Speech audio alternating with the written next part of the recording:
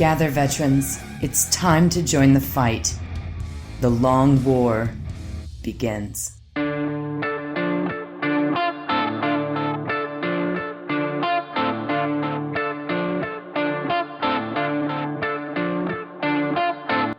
This is The Long War. I'm Rob Baer, and joining me once again are my partners in crime, Kenny Boucher and Wyatt Turk. What's up, guys? Yo, dog, great to be here. Yo, what's up?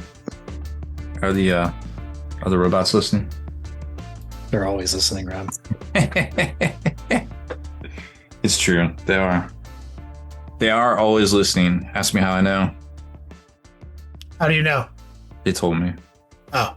It's because the lizard people have a secret agreement with the sentient AI to overthrow humanity. They have a loose alliance. What if they are interconnected?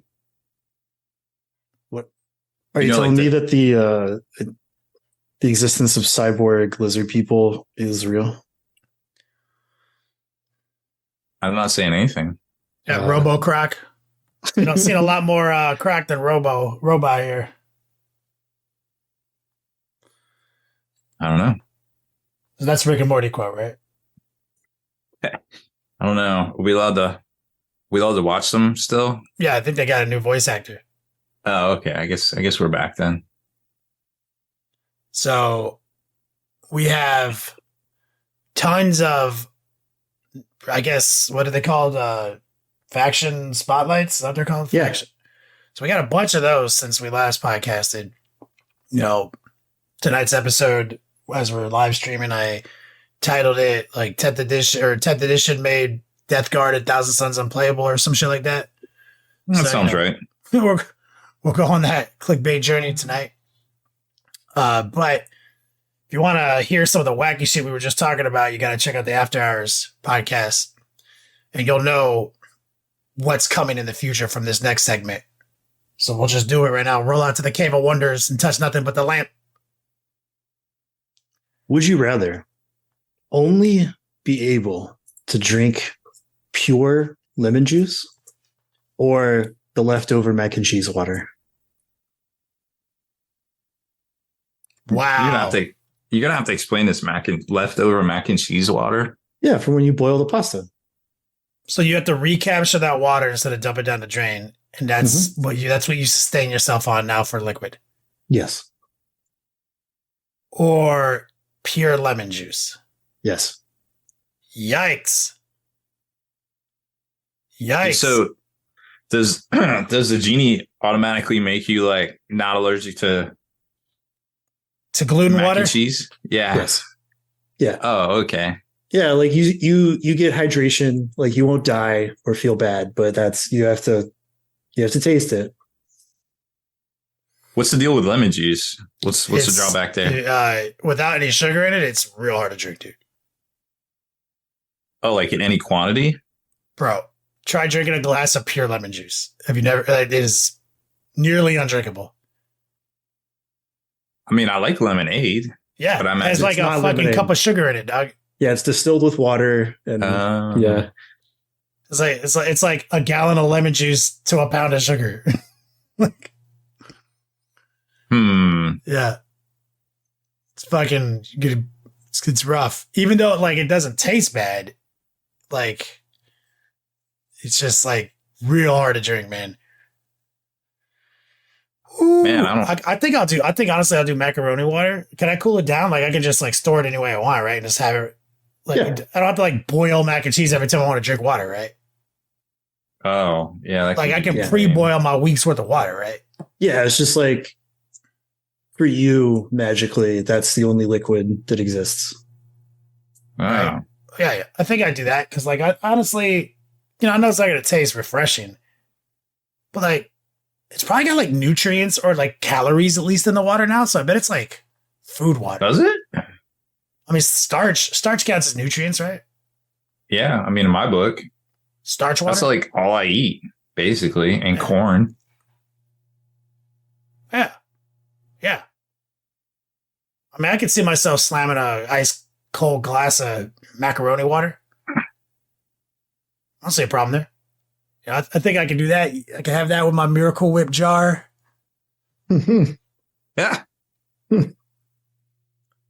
Yeah. I don't know. I mean, I guess if I can drink the water because of the pasta, normally I wouldn't be able to. I'm down for that. Seems maybe nutritious. I don't know. I'd rather drink it than pure lemon juice. Put it that way. Yeah, I can see where maybe the pure lemon juice isn't the best. That's some spicy water, dude. like, Yeah. I don't even like lemonade if it's like low sugar lemonade. I'm like, this is not drinkable. like, you know, like, holy fuck, man. Yeah. Yeah. Fucking macaroni water. Here it is. Fair enough. Is it only macaroni? Like Kraft macaroni? Any macaroni? Oh no. I mean, it just is. This is what it is. All right. Just any mac. Just want to make sure it wasn't specifically garbage. Like, I'm also going to be eating a lot more mac and cheese, I realize now. Yeah, I think you are. Or does it just magically turn a bottle of water into mac water? Yeah, it's just that's every liquid for you is now that. Oh shit! I don't even have to pre-boil the shit. Fuck. I'm in. If I open a bottle of water and I take a sip, is it magically converted in my mouth to mac water, or did I taint the whole bottle? Yeah, it's like converted. Oof. So now if I hand it to somebody else, they're drinking mac water? No. Like when you imbibe it, Magically transmuted Yeah. in my mouth. Yeah. Like church. Wait, today's? Huh. Yeah. Okay. Yeah, I'm I with it. lost track of days. No, the genie says no health concerns. yeah, no adverse health So it's- effects. Yeah, I'm with it. I'll probably develop a taste for it. One day the genie will give me a break and give me regular water again. I'll be like, I don't like this tasteless bullshit anymore. Yeah. Boring.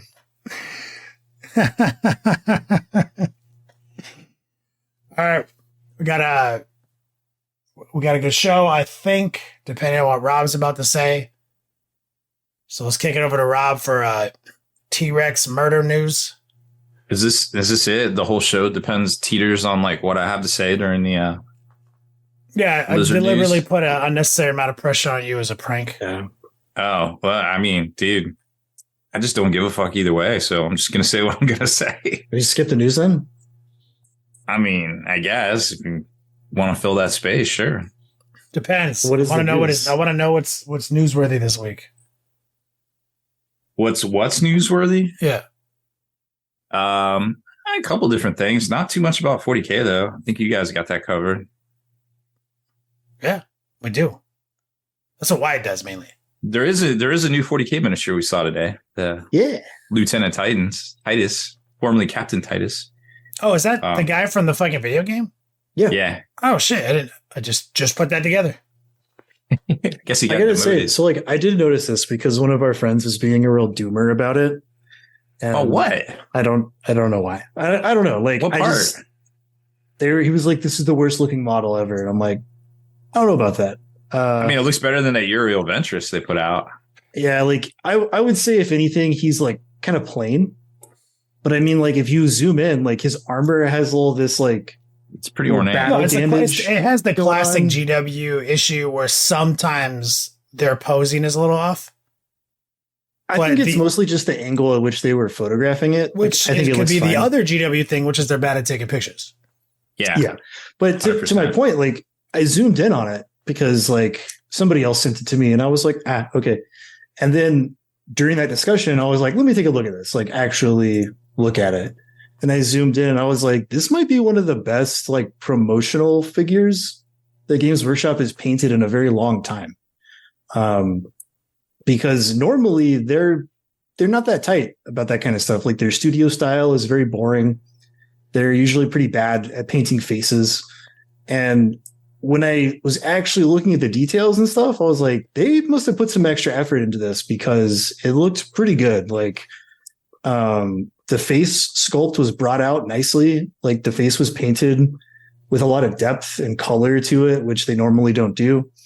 And while kind of plain in decoration, the armor has all these cool little like nicks and scratches and gouges and stuff in it. Like he's been battling a bunch of Tyranids, and it looks pretty cool. Yeah.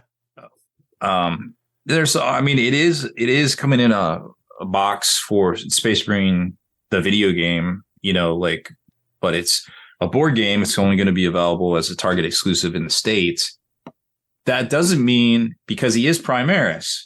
So in theory, he could also have a jump pad bit that they haven't shown yet because, they're like waiting or whatever. So he could have extra bits. He should have a helmet too, in theory. So I don't feel like we've seen all of it for that miniature regardless. So I think a big to be determined on that one. So yeah, so we still got four. We got the Acheron sprue leak for the next Cerastus Knight. We just talked about it a little while ago. The Cerastus Knights are $345 US on Forge World. So this might be the first $200 plastic kit. Well, actually, not the first $40K $200 plastic kit. Sigmar has that distinction, and the Mega Gargant is actually $210 now, which is quite the accomplishment, I'm sure. But it's 365 versus 200. I could see the appeal, and it looks like there's going to be an extra sprue to put in there. I did notice, however, on that sprue that leaked for the Knight Acheron, all the Cerastus Knights have different shoulder pads, believe it or not. It's a very small detail that I'm sure a lot of people missed. But on this sprue, there is not different shoulder pads. So I would suspect, not that it's a deal breaker at all, but all of the Cerastus Knight shoulder pads are probably going to be the same. Probably been standardized. Plastic. Yeah. For plastic injection molding money savings. Yeah, I could see it because that sprue was pretty packed with detail. So I'm definitely looking forward to that. I would expect to see that one maybe September. That might be the second Lord of War plastic kit that they're going to put out. They teased. They put the big old question mark on. So anyways, this week from Games Workshop, we've got new Seraphon miniatures. Pretty much the whole updated line is coming out and going to hit pre-order this week. So there's some interesting pricing. There's some stuff that we assume. There's some stuff that kind of looks a little wild. So you've got the new Rapidon Hunters, which are the skink duders on. Oh, these are the lizard men. Yeah, the lizard mans. For 65. Then you got the new Saurus Warriors, which look fucking amazing. For $60, which is pretty standard for troops in Sigmar. New Croxagore models that have two sets of completely different poses. $60, look great, amazing stuff. This one was a bit of a head scratcher. The new Saurus Scar Veteran on Agradon, which is just basically like a Saurus leader guy on like the new Cold One Rider, and that's $60. And I'm just like, wow, it's a new standard. All right. Skink Starseer.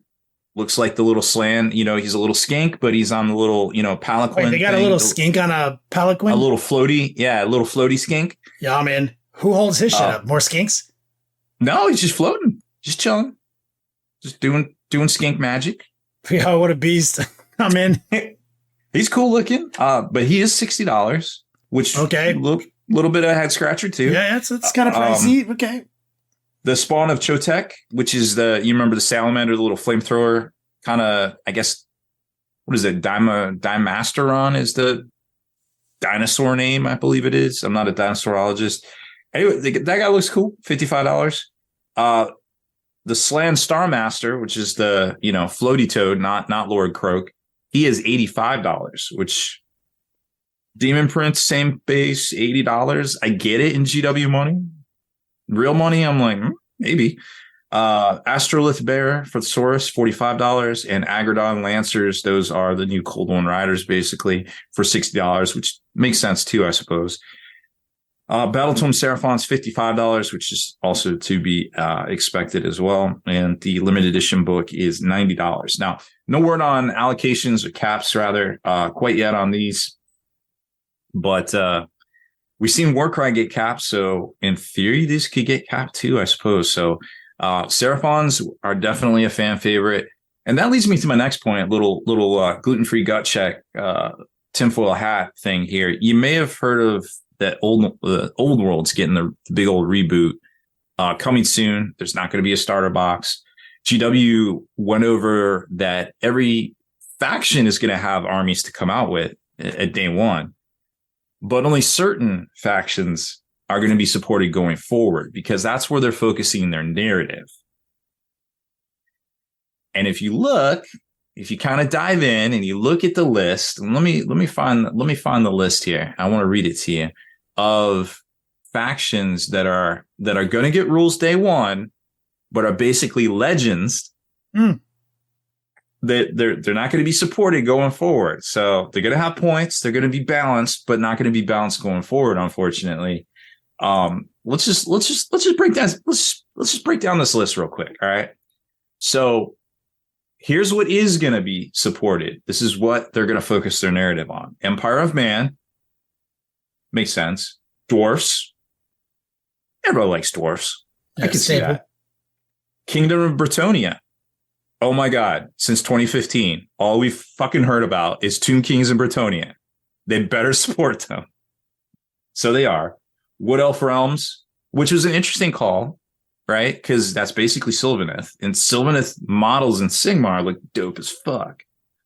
High Elf Realms, also interesting because you've got the new Sigmar version of High Elves, and they're interesting too. Orc and Goblin tribes, everybody loves orcs. Warriors of Chaos sells no matter what faction it is, no matter what game system. Beastmen Bray Herds. Oh, Beastmen was interesting because they just plopped them into 40K in that Kill Team box, and that Kill Team box seemed very popular. You also used the fuck out of some Beastmen sprues back for some conversions back in the day. Yep.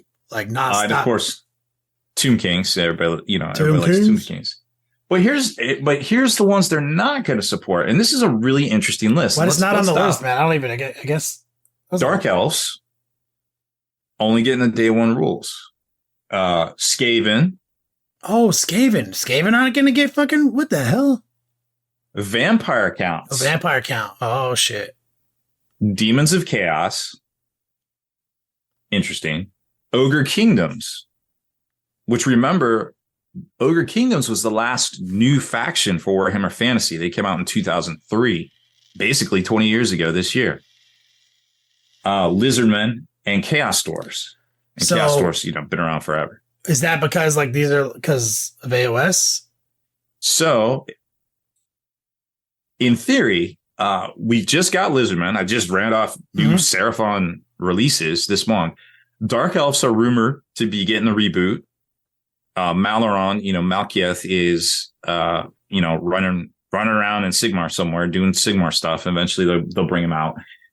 So if I had to guess, there's already Dark Elf release planned for Sigmar. Also Chaos Dwarfs rumored to be getting a Sigmar appearance. So that doesn't surprise me. Ogre Kingdoms sell really good. People Obviously, Ogre Kingdoms are popular. Love them. So Demons of Chaos, great, dual system faction. They sell. Vampire Accounts. That one's interesting because,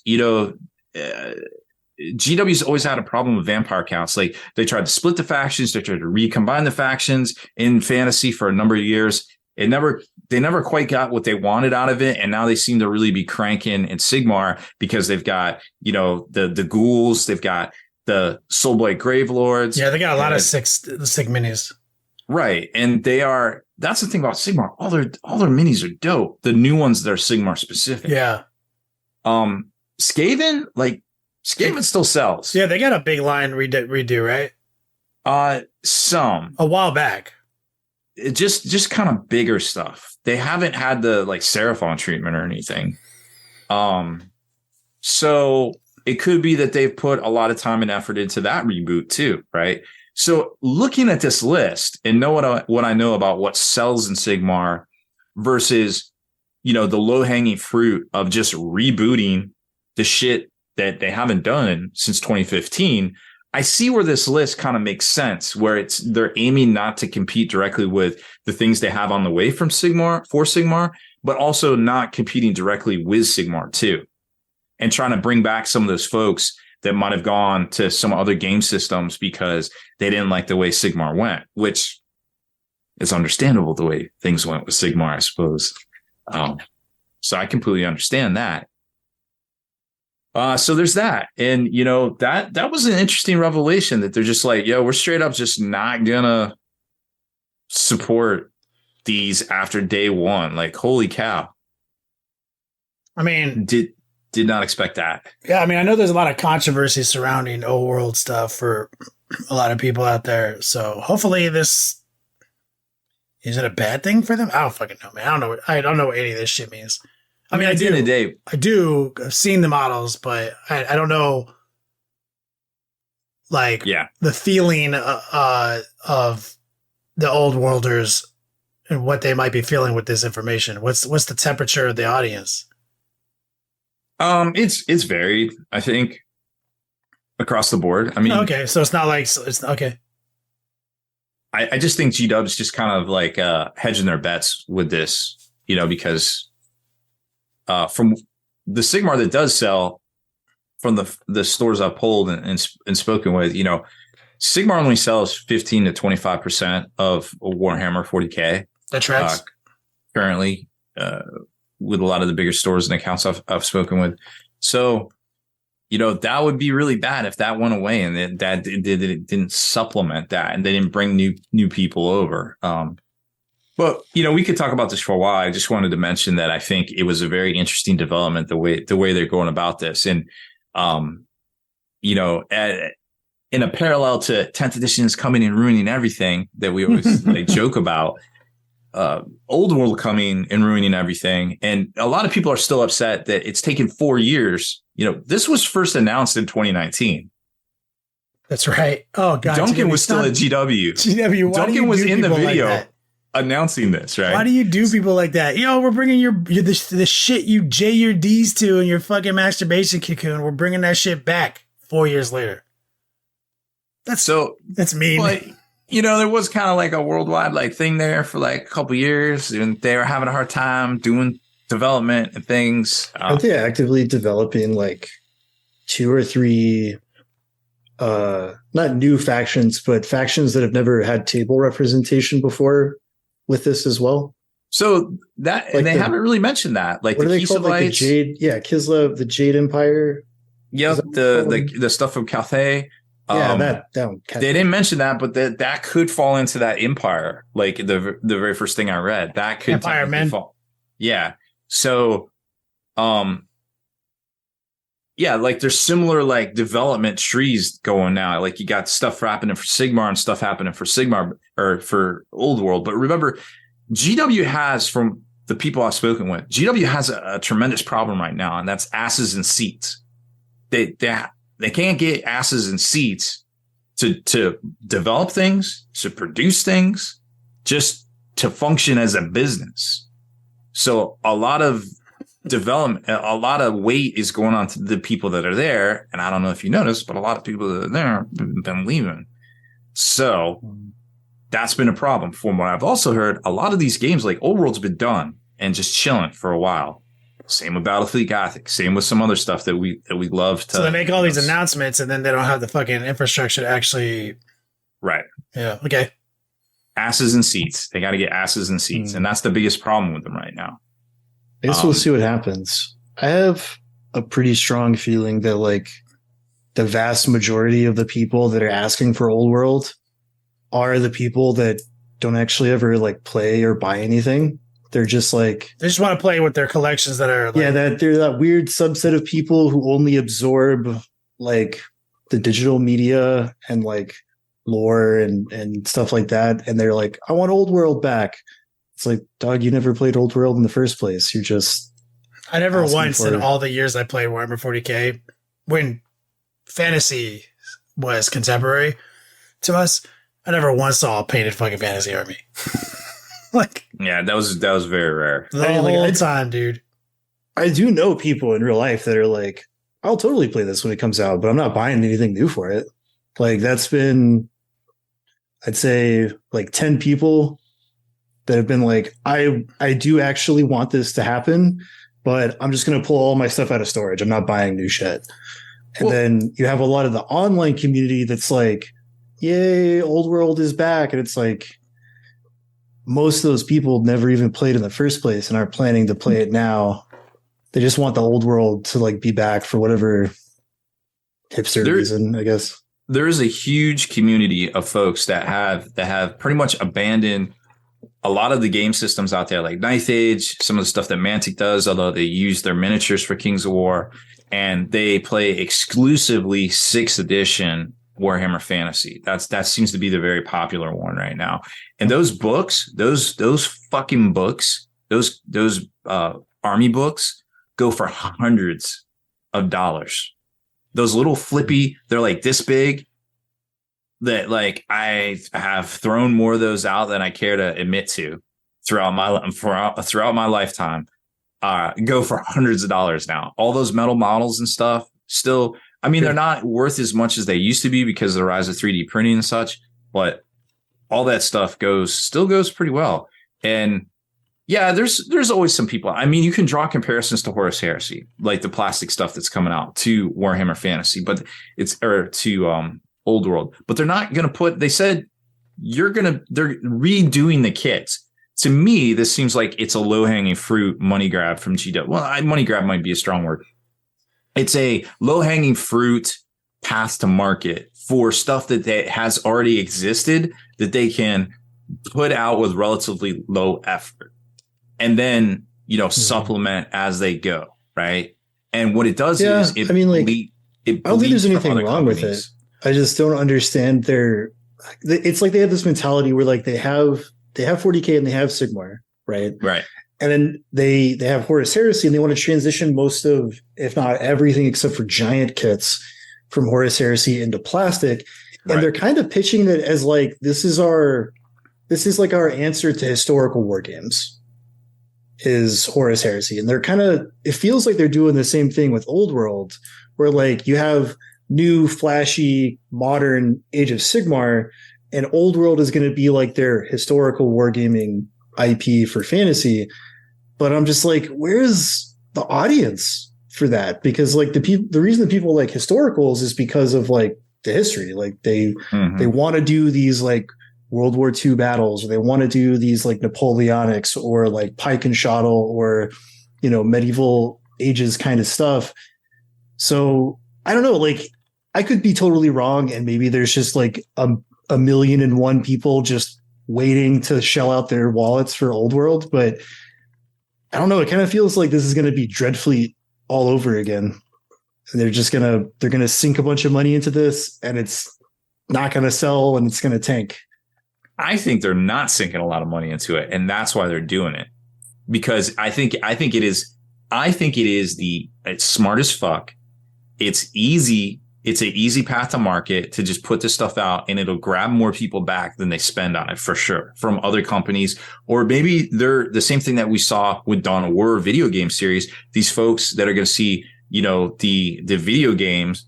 What is that from? Total War? The Total War people, the Total War crowd. They're going to be like, oh, dang, now I can play this on the tabletop and it's more readily available. That, we might see some crossover there too.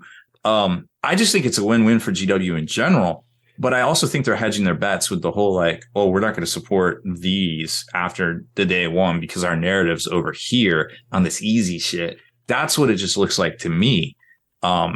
So, at the end of the day, like all these videos and all the shit you see on YouTube, about the hobby or about a hobby project getting 150, 200,000 K views in like a week, like, that is a fucking unrealistic number of existing hobbyists in this space. If there was 200,000 active people buying Warhammer 40K, like stores wouldn't have product at all. Zero product. Like GW would run out of shit constantly. Look at BCP. Each year there's like a max of like 4K players each year, right? And that's people that have played like one game in the system. And you got content creators getting 200K views on stuff. Those are not all players. Those are not people that are going to be buying product, etc., right? Like that's just an unrealistic number. Like this industry is very small.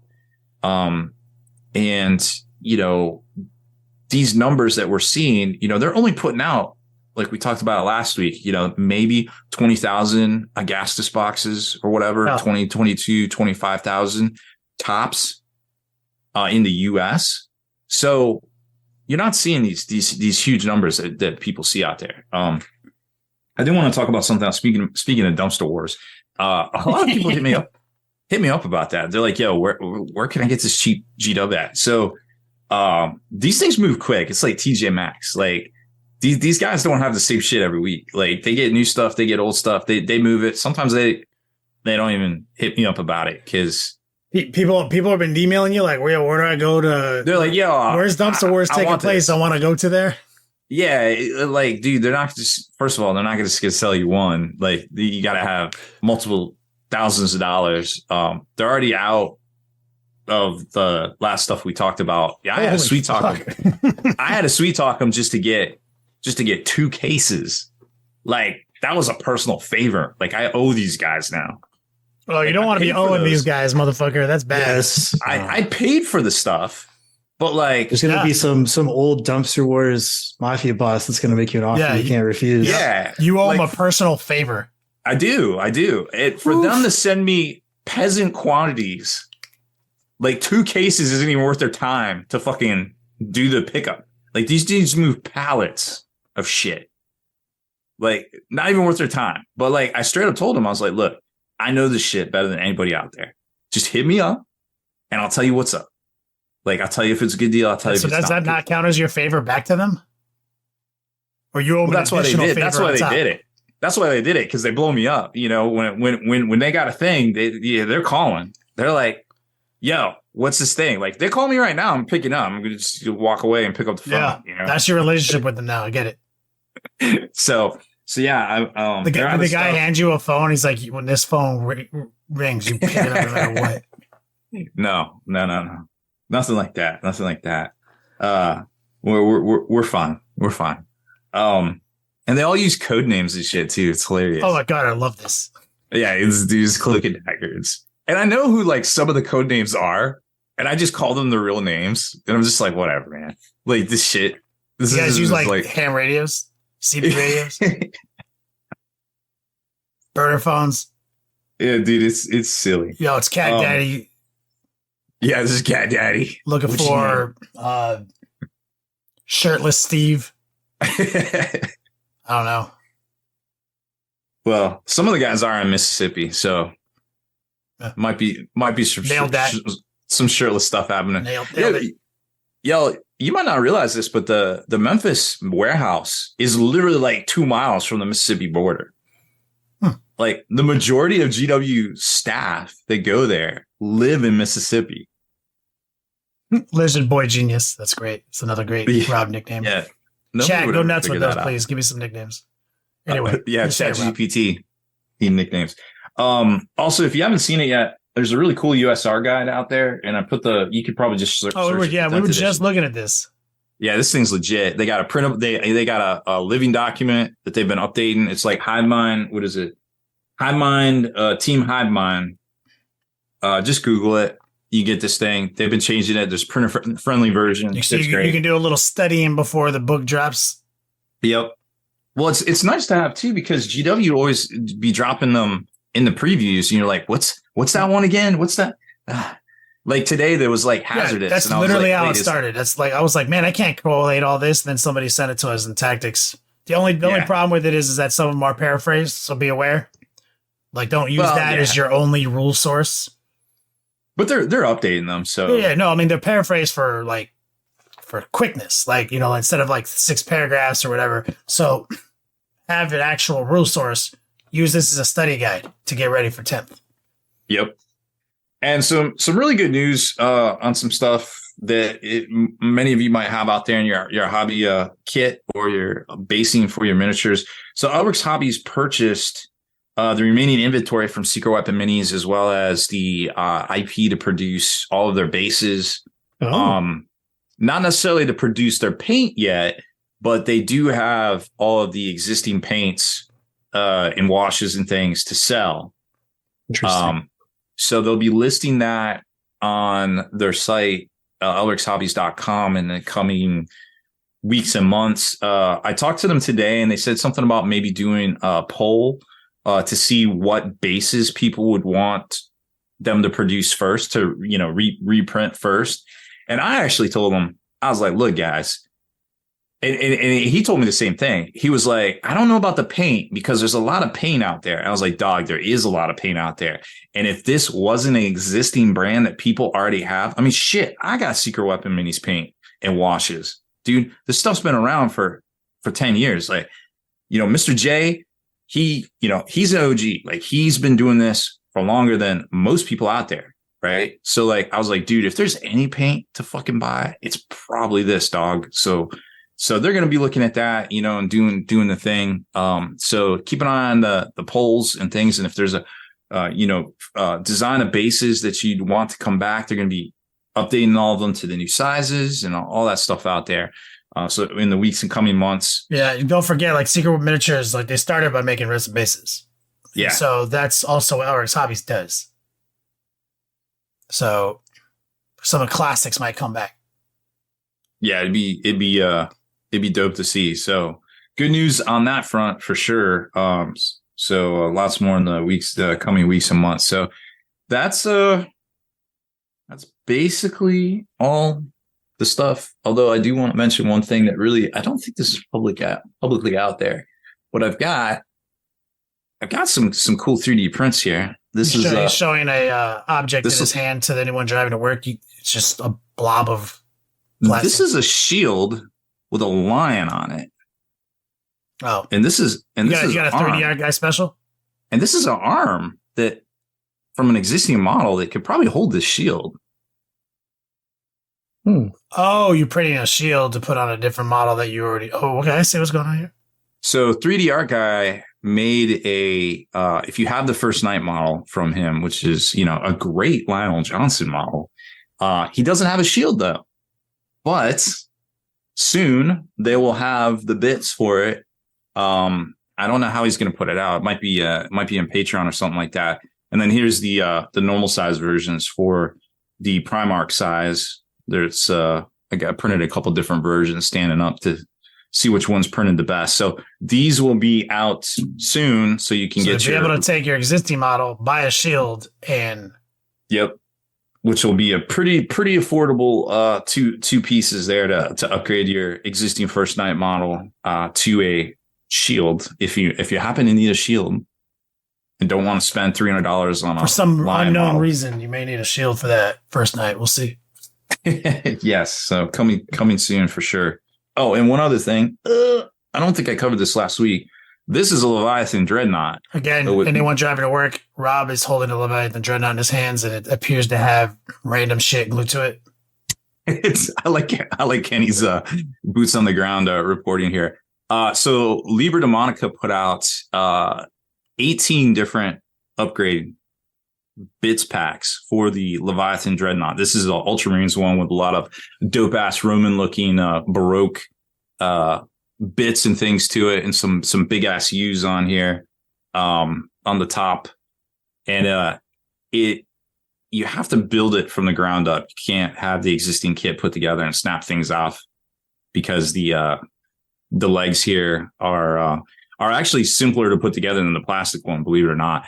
But all of them are over there, and they got really great designs. I did the Ultramarines one, but there was some bangers. I was like, oh man, I got to show all these bits. I think we dropped the video on YouTube today. If you want to check out a lot of them, or just go over to LiberDemonica.com. If you want to go check out Rob's Leviathan Dreadnought, where he taped a bunch of stuff to it, YouTube.com. Yep. All right, let's segue that's it for Lizard News. Warhammer Community Spotlight stuff. Still, as we maintain a fanatical, relentless hype pace from Warhammer Community, where they keep showing us faction spotlights day after day. They're about to run out soon. Yeah, so today was the 19th. They have pictures of 26 sets of data cards, and I believe 5 of those are Marine ones that they said they weren't going to do. So we're not going to get Dark Angels, Space Wolves. Oh, we're actually not going to get that? Yeah, they said that. So supposedly we're not going to get any of the Marine factions. So that eliminates like 5 of them. So I think we only have 2 left. Damn. Grey Knights and GSC? No, what about Harlequins and stuff? I don't remember if we got Harlequins yet. We have not gotten GSC or Grey Knights. Yeah, we were talking about this earlier. So we thought they were going to do the chapters, but I guess they're not. Or Drakari. Yes, there's a couple. But we're running out, and then they're going to have to keep us entertained until the 10th for pre-order. So they did say something weird. They said there was 28 factions that would get rules day one, but the picture where they showed all the packs of data cards only had 26. But we're on 19 right now. That's all I know. ChatGPT, they fucked up. Might have. So let's kick it over to Wyatt. Let's talk about what has dropped since the last time we podcasted and why it's trash. I don't think any of it's trash. You guys want to start with Tau? Yeah. That sound good? Very we got interesting. Tau faction focus. So they're for the greater good faction ability. It's a lot of words. And instead of reading 5 paragraphs of words, I'm just going to. So when you select a unit to shoot, you pick a second unit. And if both of those units can see the same target, one of them becomes a spotter and one of them becomes guided. So you try to line up 2 units on one enemy unit, and then the guided unit gets bonuses. So each time a model in a guided unit makes an attack that targets the spotted unit, improve the ballistic skill characteristic of the attack by 1. And if their observer unit has the marker like keyword, the attack has the ignores cover ability. Each time a model in a guided unit makes an attack that does not target their spotted unit, worsen the ballistic skill characteristic by 1. It's a lot of words, but if you actually read through it, it's pretty easy to understand. You just want to try to maneuver your guys to have observers and guided units, looking at the enemy units. Pretty solid for the most part. An easier, more simple way to do markerlets. Yeah. Their detachment rule is the Cao Yan. So from the 3rd battle round onwards, all ranged weapons equipped by Tau Empire models have the sustained hits 1 ability. While a unit is a guided unit, weapons in that unit have the sustained hits 2 ability instead. Solid, which is also a pretty normal Tau thing to do, like going from battle round 3 on kind of situation, escalating damage. Yeah, lots of exploding dice there.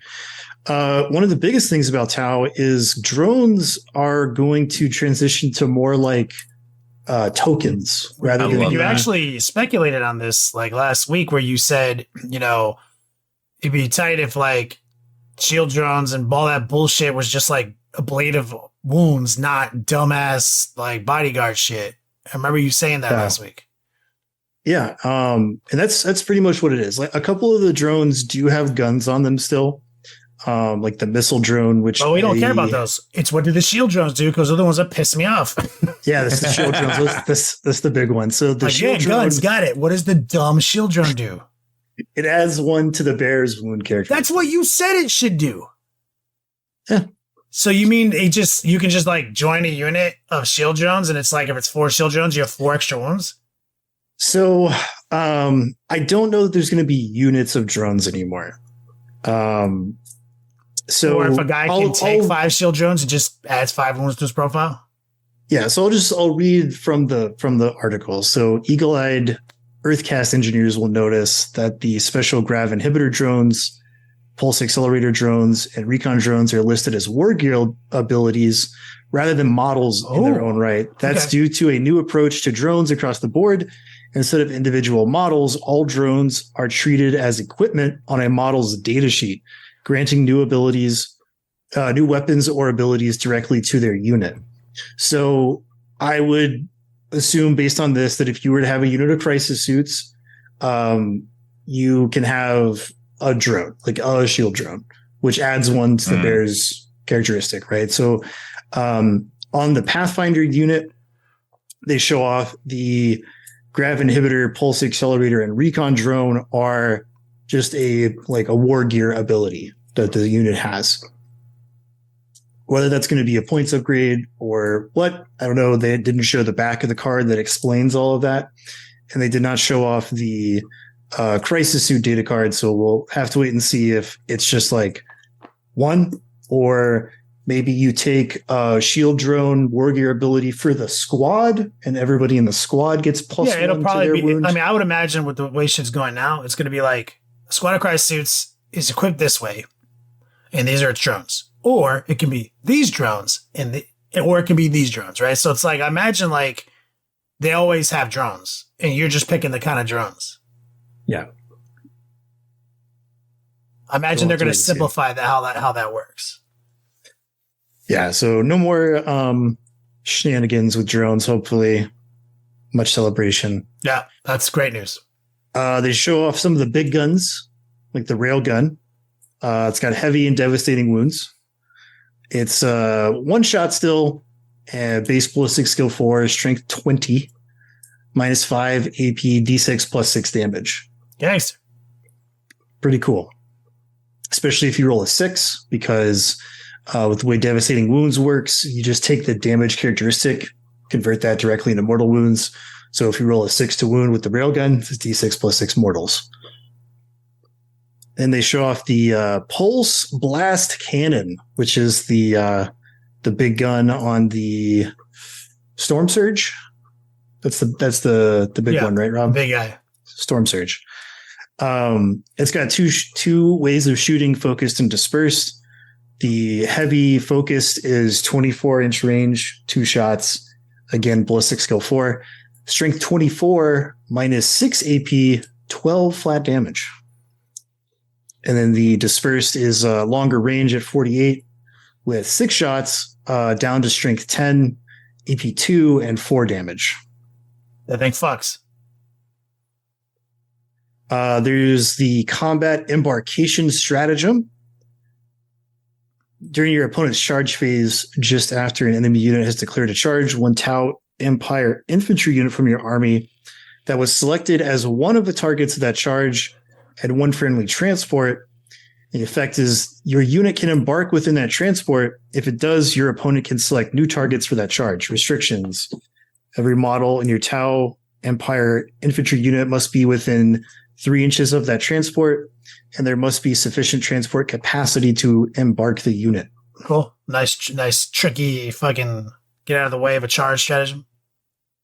Yeah. So, not a whole lot. I mean, like the Tau Codex does have quite a few data sheets in it. So only seeing one, which is the Pathfinder team, is a little sparse for the preview. But, the big guns are still big. The nasty drone shenanigans seem to be done with. So that's nice. And yeah, they give it and they take it. Yeah, I imagine Tau is still going to be a very strong army. Yeah. They have a lot of tools in their tool bag as far as data sheets go. So I think they'll be just fine.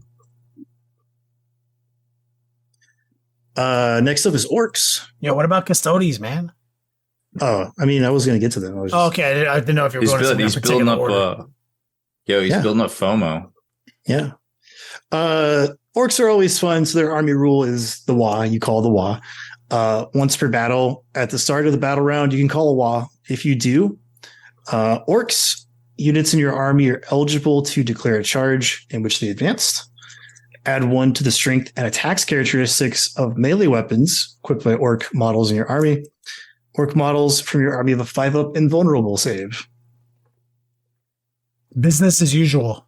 Yep, really strong Wa turn going on. Their detachment rule is get stuck in.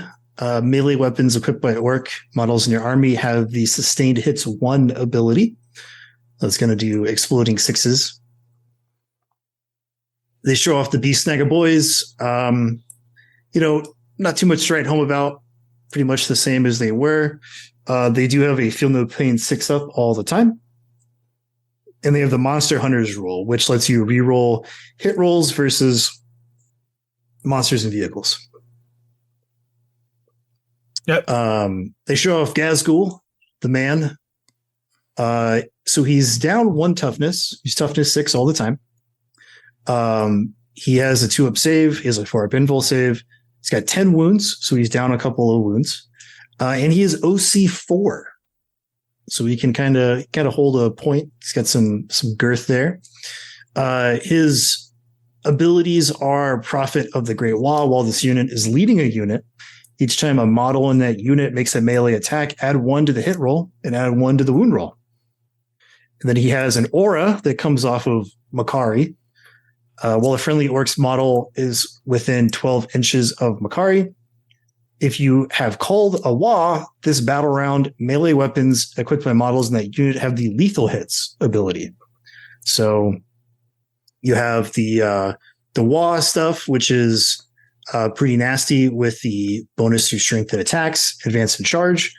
On top of that, you have the lethal hits, which is auto wounding on 6s to hit. And the detachment rule of sustain hit 1. So you're going to have exploding dice on all those attacks as well. Real quick, he pointed out that you call the wall at the beginning of the battle round now, which is different because right now it's like the command phase. They do it. So that is actually a bit of a change. So yeah, you could use it as defensive a little bit because you get the 5-up invul save. Right. But if the game starts and you go second, right, yeah. You're giving away your move, and so they're like, oh, I'll move differently because they know you're WAD versus you make moves and then they decide to WA based on those moves. The WA can be in a very oppressive turn. Mm-hmm. So that makes sense. I mean, yeah. I don't see anything wrong with it. No. It is different in when you call the WA, and that makes sense. It's not. It's less flexible in its procedure, but still quite powerful. Yep. They show off a couple of weapons for the Stompa. It's kind of weird because you can't play the Stompa in regular games, but the Def Cannon is 3d6 shots, strength 14, AP 3 d6 damage, and they show off the strike and sweep for the Mega Choppa. It's 24 strength, AP 5, 10 damage. Oh my god! Just silly maths. Yeah, silly stuff. They show up the Squig Launcher for the Squig Buggies. Those are really popular. Not as oppressive as it was previously. Yeah, without the stacking bad moons thing, they're good, but they're not crazy. Also, weren't they BS? Didn't they used to hit on 4s? One of the guns hit on 4s because they have Grot Crew. Yeah, so I can't remember the exact name of the guns, but there was the one gun that was fired by the Grot, and then there was another gun that was fired by an Orc Boy, and they were both indirect, so you had to split it up. But yeah, so it just says Squig Launches, so I'm assuming they're combining that into one thing. It has blast, ignores cover, indirect, d6 plus 6 shots, ballistic skill 5, strength 5, -1, 2 damage. Yeah. A lot of shots. Yeah. They show off a couple of stratagems. Orcs is never beaten. It's during the fight phase, just after an enemy unit has selected its targets. One orc unit from your army that was selected as the target of one or more of the attacking unit's attacks. Until the end of the phase, each time a model in your unit is destroyed, if that model has not fought this phase, do not remove it from play. The destroyed model can fight after the attacking model's unit has finished making attacks and is then removed from play. Fight on death stratagem. Yep. Real nice. And they show off one called Here We Go. Start of your movement phase, one orc's infantry unit from your army. Till the end of the turn, add 2 to the advance and charge rolls made for your unit. I like that too, obviously. The orcs look good. Very orky. Yeah, I mean, the WA mechanic was awesome. It's, thematic. It packs a really heavy punch behind it. They also have a ton of data sheets, so we're gonna have to wait and see what happens with all of those. And the removal of all the clans and everything right now, just hey, this is what orcs do. You can see there's elements of the different clans in some of these rules. Yeah. Let's see. Now we can do custodies. Oh. Banana Boys. So their army rule is the martial kata. Those come back, but they are limited to the fight phase. So at the start of the fight phase, select one kata stance from the list below to be active for your army until the end of the phase. While a kata stance is active for your army, each unit in your army with this ability gains the relevant ability. There's the Captara stance. Each time a melee attack targets this unit, subtract 1 from the hit roll. There's the Dakatarai stance. Melee weapons equipped by models in this unit have sustained hits 1. And there's Rindax. Melee weapons equipped by models in this unit have the lethal hits ability. Very solid buff. Yeah, they're pretty cool. I mean, it kind of plays more into the lore of how the custodies fight. It's in the melee aspect rather than with guns and stuff. But you still have those. You can select them at will. It doesn't seem like there's any cap to those. Pretty neat. Their detachment rule is the Aegis of the Emperor, and custodies models have a feel no pain 4+ against mortal wounds. Oh shit! Fuck Death Guard. Death Guard trash. These guys get 4 feel no pain. Only against mortal wounds. No. 4 feel no pain. Yeah. That's something I've been seeing a lot on the Death Guard groups right now. I don't know. You can tell those guys to quit bitching. I don't know what to tell you. It's dope. Very on brand with them. Mm-hmm. I'm excited to see what the big dreads. Oh yeah, the big boy dreads. Yeah. Yeah, unfortunately, they didn't show us the data sheets. We get to see Trajan. Trajan's interesting. Trajan's a Chad. He's T6. Was he ever not? He was just too many points. Still is a Chad. Has been and remains and always will be a fucking Chad. Right. T6. I think he's tougher, right? Because he used to be T5. It's been a while since I've played Custodies. See if Caraquin chimes in. He knows Custodies. I could have sworn all the infantry was like T5. Well, he's T6 now. 2 up save, 4 up invul. Has the deep strike rule so he can teleport. He's got feel no pain 5 up all the time. Beast. He's got the Captain General ability. While this model is leading a unit, you can ignore any or all modifiers to the characteristic of models in that unit and or to any roll or test made for models in that unit, excluding modifiers to saving throws. Yeah, he's tougher too. Confirmed in chat. Yep. He's got the Moment Shackle. Once per battle at the start of the fight phase, you can select one of the following to take effect until the end of the phase. This model's Watcher Axe melee weapon has an attack characteristic of 12. Yeah. I had a little paint smudge on my monitor. I couldn't see if it was 10 or 12. Just lick your thumb and just. Oh, that paint is long dry, dude. Oh. Or you can have a 2 up invul save for that phase. Pretty tight. Or models in the unit have the fights first ability. What a beast. These are all once per game. So, yep. Solid set of very powerful rules. Yeah, he's pretty cool. We get to see the Alaris Custodians, the big Terminators. Those guys are really popular. Most of their weapons make a comeback. Lots of flat 2 damage, other than the Castellan Axe, which is 3 damage. Solid.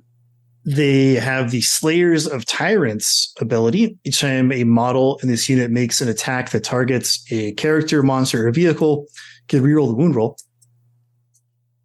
And they have the From Golden Light ability. Once per battle, at the end of your opponent's turn, if this unit is not within engagement range of 1 or more enemy units, you can remove it from the battlefield. In the reinforcement step of your next movement phase, set it up anywhere on the battlefield that is more than 9 inches horizontally away from all enemy models. And if you want to, they have the Vexilla War Gear, which adds 1 to the objective control characteristic of models in the Bears unit. They're naturally OC2, so being OC3 for these guys would be pretty tight. They're also tougher T7 Terminators. Yeah. So I can see why Death Guard people are get a little buttered with their direct comparison. Because they feel like... but, I mean, it's Custodes. Right, because they feel like their contemporary armies and like toughness factor, small model count, slow advancing armies. A lot of people feel that way for some reason. I feel like what's going to happen is you're going to be able to take like double the amount of Terminators. Yeah, maybe even triple the amount. Remember my earlier speculation. Remember, it's like, what are the points going to be? Right. Biggest change to Warhammer 40k outside of the second phase, as you mentioned earlier, is every data sheet's going to be new. Right, and part of that is how much do things cost. So, what is the speculation? Are things going to be more expensive, less expensive? What are they going to be? So if things stay kind of relative to where they have been, but then you're seeing someone get a little bit more tough, like someone's getting more, like these Custodians are definitely a little bit more baller, right? Like going up to T7, fucking Forward Fatal Pain against like the new hottest shit in the game, which is Devastating Wounds, So their toughness has gone up a lot, right? And this, from what we've seen. So what have also they been historically known for? A lot of points. Yeah. So right now, a single Alaris is 60 points, and a single Blightlord is 40 points. Yeah. There you go. There you have it. Death Guard players. And that's with them having the same toughness because they're both T5. So I imagine that maybe they keep the points the same. Who knows? But that's my speculation. My speculation is you're going to see not a lot of point changes. Yeah, a 20-point increase for, I mean, they have like more attacks, but only by a small margin. So I mean, like 20 points for an extra toughness value and one more attack per guy. I'd still take a lot of Blightlords. Yeah, so it's like the devastating wounds of Death Guard are countered by the Forward Fatal Pain against mortals, right? But then all they have is but then the T7 is countered by the combination of anti-infantry and fucking contagion ware. Yeah, so if we're talking like offense, seems like the Blightlords might come out on top because they have the same saves. They don't care that the Alaris are T7. They're going to wound them on a 4-up anyways with anti-infantry. They the Blightlords have lethal hits on some weapons. They have devastating wounds on other weapons. So they have all these like extra abilities that the Alaris Custodians will still probably end up being more expensive because of better ballistic skill and that better toughness and being Custodians. Yeah. So it's that. As we mentioned earlier, it's like Index 40K is you have 0, as Wyatt used as an analogy earlier. So then when a data sheet drops, you have something. Not to be compared to 9th edition Warhammer 40K. Different game. Not the same game. We have different data sheets now. So I think everything looks pretty good. Looks pretty solid so far. I haven't seen one thing that irritates me. And I just wanted to make that comment because a lot of Death Guard players near and dear. It's a way of life. I understand that. It looks pretty cool to me. And I'm anxious to maybe re-up on Death Guard, man, and go Land Raider crazy. I don't know. Yeah, I'd be excited to put my Death Guard out on the table again. So what about what's the other one that dropped? Thousand Suns? Thousand Suns. Yeah, Thousand Suns. So their army rule is the Cabal of Sorcerers. It's Cabal points. Talks about there's like 3 paragraphs of text that lays it all out, but it's Cabal points. And they lay out the various rituals that you can do. So we go from the low end, which is Weaver of Fates for 2 points. You can start at any phase. Once during that phase, when a saving throw is failed for a friendly Thousand Suns model whose unit is within 18 inches of this psyker, you can re-roll that saving throw. Pretty neat. Be able to re-roll that clutch roll. And then all the way at the top, the most expensive that's the one, low tier one, right? Yeah, so Twist of Fate is 9 Cabal points. And you use at the start of any phase, select one enemy unit within 18 of and visible to this psyker. Till the end of that phase, armor saving throws cannot be made for the models in that unit. Mm-hmm. So this ritual chart is kind of like psychic powers, right? So a lot of people have been concerned in a lot of places on the internet over my last few months. We're like, oh man, what about my psychics? What about my psychics? And so what they've done, in my opinion, is something very clean and classy, right? They have taken this ritual cabal point exchange, which is a resource management engine, which is modern game theory. And they've put some classics in this chart. They put like Death X. That's fucking Death X. Practically, you know? It's like, so it works against, you know, people have 2-up saves. You don't get those, motherfucker. Can't take armor saves, you know? Dope. Then they have the one right below it is what? Warp time, basically? It's Doombolt. I think Temporal Surge is one of them, and it's the start of your shooting phase. Select one unit within 18 of the psyker. Unless that unit is within engagement range of one or more units, you can make a normal move. If it does, that unit is not eligible to declare a charge. Yeah. So I think that's where that's classy as fuck, man. Like, I think that's so clean. But then, I mean, that's my opinion. I don't know. What do you think? I think it's a really solid rule because, you know, how many times have you been like, damn, if I only had a little bit more movement, I could shoot I could shoot my enemy and, you know, like score points or something. Well, now you can. We need double move. I also like this because I feel like the double move to get into position is less feels bad than the double move to get out of position, if that makes sense. Like, I think everybody can kind of agree, like when you're facing the ability of like move, shoot, move a second time to get to like no reprisals, that doesn't feel good. But knowing that your opponent can be like, okay, your movement is 6, so you actually can move 12 to get those extra inches for like gun range, that doesn't feel as bad because like they're still like there during your turn, right? Like they're not going anywhere else. So yeah, it's like cool little suite of rituals. Their detachment rule is in your command phase, you can select one of the abilities to take effect for the turn. And you either take lethal hits, sustained hits, or devastating wounds just for the whole army. Fucking seems good. It's limited to psychic weapons. So you'll see in the data sheets that some things have like psychic, even though it's not a keyword. Psychic power. Yeah, it's a keyword. So like, for example, like the Black Staff of Ahriman is a psychic weapon. So you can choose to add lethal hits, sustained hits, or devastating wounds to those weapons in your army. And Ahriman is back. So they show up his data sheet. Yep. He's got his same suite of weapons. He has a sniper spell. It has the precision keyword, so he can just cast it whoever he wants. So, you know, your characters still aren't safe, but it's precise, right? I think it's not super powerful like a sniper smite was back in the day. Yeah, it's really random because it's only D6 damage. Yeah, and you still have to make a wound roll, like all that kind of stuff. So, kind of neat. When he's attached to a unit, that unit is it all attack? Yeah, all attacks add 1 to the wound roll. And then his Arch Sorcerer of Sneech rule. Once per battle, you can select this model to use a ritual for 0 Cabal points. If you do so, all other rules for using rituals still apply.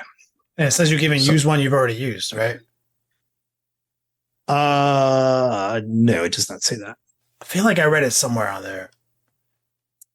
So there is. Oh no, you can't. There's no caveat. You can use any of them. Like there's no caveat to rituals. You can use the same one twice in a row, 3 times in a row if you had the points. That's going to be the thing, right? It's per phase. So each ritual can only be used once per phase. Yeah. So what I'm saying is like the 7 Cabal one.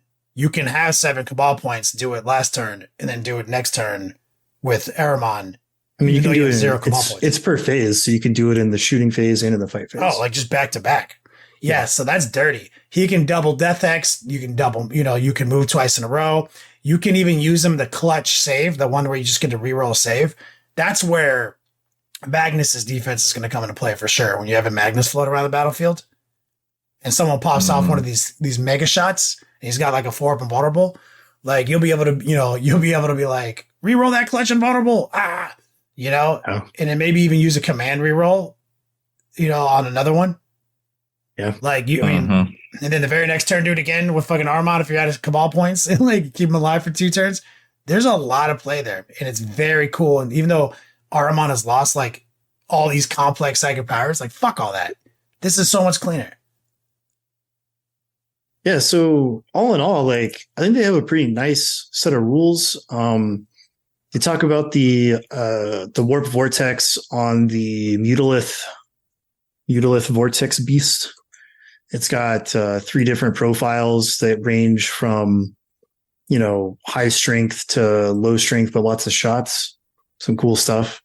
It has like a big boy shot that's D6 plus 6 damage. Pretty cool. It also has an aura.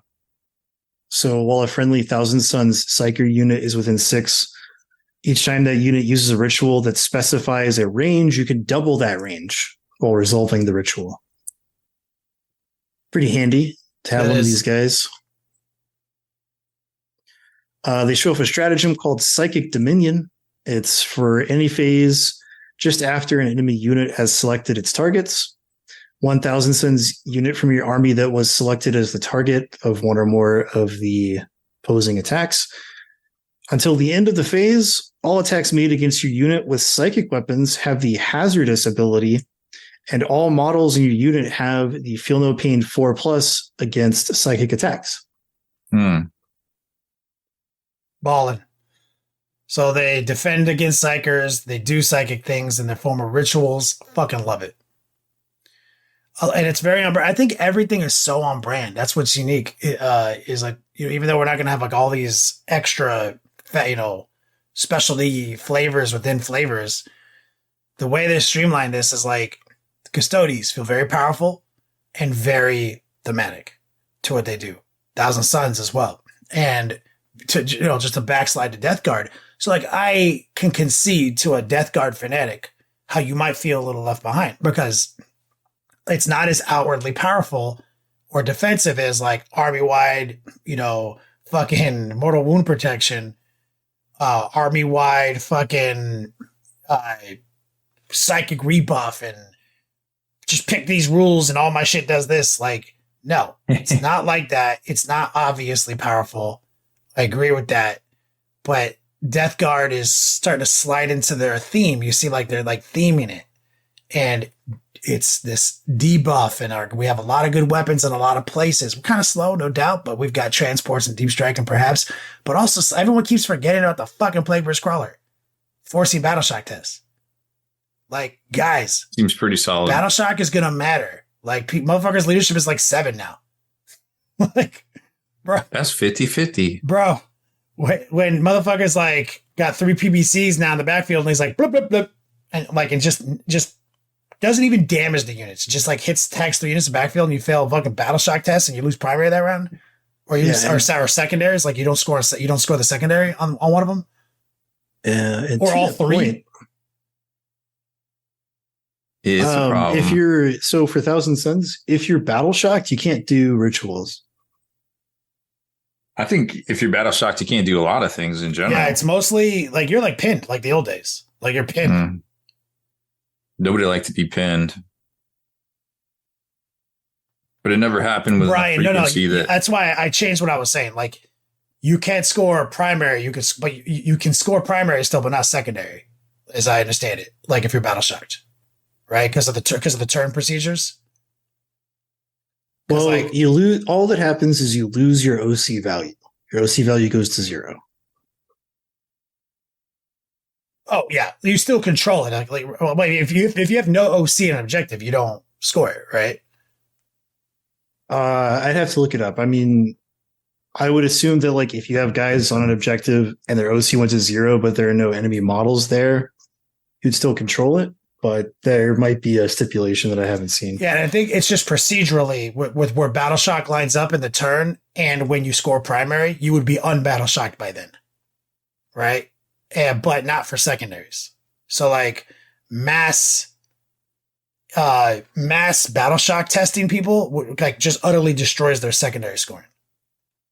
Is how I understand it. Yeah, so zero OC does not control. So yeah, like, and it is yeah, in Karakun, you're right. It's not quite like pinning because you can still move and do stuff. You know, so you're right. It's like pinning light. Yeah, failing battle shock does have a pretty significant impact on the game, though. Mm-hmm. And a lot of people say you can't do certain things when you're battle shocked. So like, Death Guard is slide into this theme, right? This debuffing, like fucking sticky objective here. I move here. Fucking, you don't get to control these 2 secondaries this turn because I battle shocked you there. Ooh, all your toughness has been lowered to 2 here, and all my guys are fucking you up. You know, like it's a different way of playing. I can see why it's not obviously as Chad as Trajan Valor is right now, for sure. You know, but I'm pretty happy. Like Mortarion and Typhus might be bigger Chads. Mm-hmm. We don't know. Could be, yeah. Could be. You know, we don't know what the Roomba does. We don't know what, you know, what the drones do. Like people are constantly talking about Death Guard so slow. It's like, man, but like, you know, like we've got things that are fast still, like that are designed to grab things. Like, so it seems fun. I think everything seems like it's on brand so far. Mm-hmm. Oh yeah. And I'm pretty sure a Plague Surge is going to be Feudal Pain for a squad. So I'm pretty sure. For one squad, yeah, probably. I'm pretty sure you're going to take a squad of Blightlord Terminators, put a Plague Surge in it. It's going to have 5 of Feudal Pain, and you're going to have the Malefic fucking Sorcerer in there, and he's going to go blow and hit some motherfuckers, and then they're -1 to wound these motherfuckers in close combat, so they have the Black Rune of Damnation in close combat with 5 of Feudal Pain and toughness 6. Like, I'm pretty sure that that's going to play out, and people will be like, holy fuck, Blightlord Terminators are fucking invincible. Like, there's combos. Oh man. my god, wouldn't that the irony where like the Death Guard people were like, oh, Death Guard OP.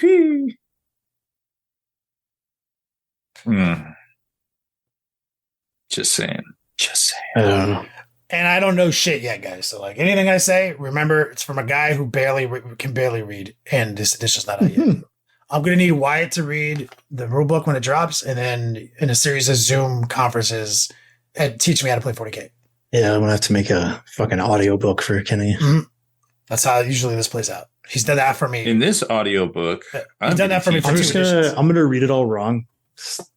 You trained him wrong. It's a joke. But he does the voices too. That's why I like it when Wyatt does that for me. So, good show, guys. Was that it? We done? Do we do it? Done. The end. I think we did it, man. So Forever? Yeah, this is it. I mean, from here on out, we're going AI fucking scripts and shit. So, Flip in the AI script. I love it. Yeah, AI generated would you rather's, news topics, everything. No human oversight whatsoever. I guess we should go host somebody then. Well, first we got to kick it over to Wyatt so he can take us out of here. Rob? Oh, you can't get Chat GTP to do this? We will. I'm not, yeah. I'm going to get like celebrities to do it. Yeah. I'm going to get like Ryan Gosling to do our ad read. You can on what is it on the reading one, the voiceover one? There's what is it? Gwyneth Paltrow and Samuel L. Jackson. I'm gonna kick it over to Nick Cage to take us out of here. Thanks for listening to this episode. Yeah. Oh man, wouldn't that be some? Anyways, so that's it for this one. Make sure you head on over to thelongwar.net for exclusive content, early access videos, and more. Become a veteran of the Long War today.